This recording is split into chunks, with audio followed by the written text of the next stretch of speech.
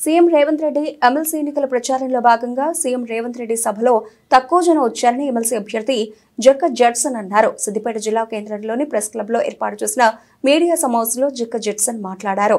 గత ఎన్నికలలో సీఎం అభ్యర్థులను రేవంత్ రెడ్డి ఓడించేందుకు కుట్ర పన్నారని, అలాగే బ్లాక్ మెయిల్ రాజకీయాలు చేస్తున్నారని విమర్శించారు.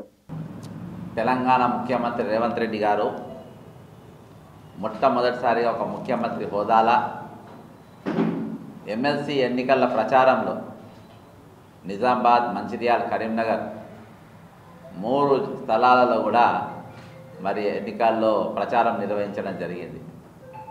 అక్కడ 3,55,000 మంది గ్రాడ్యుయేట్ ఓటర్లు ఉంటే ఆయన మీటింగ్కు అటెండ్ అయిన వారు మొత్తం కొడితే 5,000 మంది గ్రాడ్యుయేట్లు కూడా పాల్గొన్న వాళ్ళు మొత్తం కూడా ఈరోజు గ్రామాలలోకి వెళ్ళి ఏ విధంగా తీసుకొచ్చి అక్కడ జనం మొబైలైజేషన్ చేసి అందరు చూస్తారు.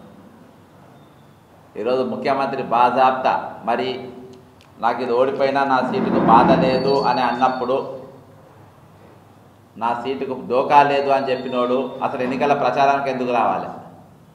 ఆ ప్రచారానికి అసలు తిరగాల్సిన అవసరం ఏమున్నది? నీకు ఎన్నికలే నీకు లైట్ తీసుకున్నాడు, అసలు 3 మీటింగ్లు పెట్టాల్సిన అవసరం ఏమున్నది? ఎందుకంటే ముఖ్యమంత్రి రేవంత్ రెడ్డి గారికి బాజాప్తా ఈరోజు కాంగ్రెస్ పార్టీ గెలవాలనే ఇంట్రెస్ట్ అసలు లేనే లేదు. ఎందుకు లేదంటే టికెట్ తెచ్చుకుంది అక్కడ నరేందర్ రెడ్డి అనే ఆయన టికెట్ దుద్దిల్ల శ్రీధర్ బాబు గారు ఇప్పించుకున్నారు. ఆయన వాళ్లకు ప్రసన్న హరికృష్ణ అనే ఆయన టికెట్ రావాలనే ప్రయత్నం వాళ్ళు చేశారు. పొన్నం ప్రభాకర్ని ఎగేసి మీరు ఒకవేళ శ్రీధర్ బాబు మనిషి నరేందర్ రెడ్డికి గెలిస్తే రేపు జిల్లా మొత్తం ఆయన చేతుల్లో పోతుంది. 42 అసెంబ్లీ నియోజకవర్గాలు ఇటు రామచంద్రపురకి మొదలుపెట్టి అటు ఖానాపూర్ దాకా మరి ఆయన పేరే వస్తుంది, ఆయన మనిషి పేరే వస్తుంది.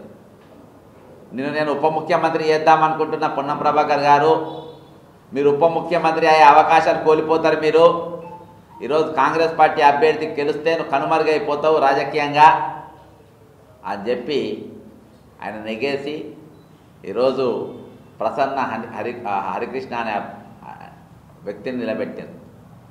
వాళ్ళు నామినేషన్కి వెళ్ళి మొదలుపెట్టి నామినేషన్ అయ్యే లోపే 3 పార్టీలు మారారు.